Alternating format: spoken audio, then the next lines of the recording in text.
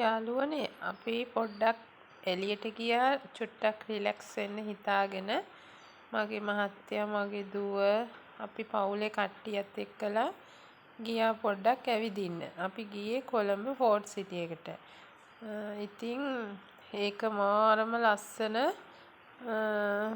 view එකක් දැක්කා. ඉතින් මට හිතුණා ඒක වීඩියෝ කරලා ඔයාලටත් බෙදා දෙන්න.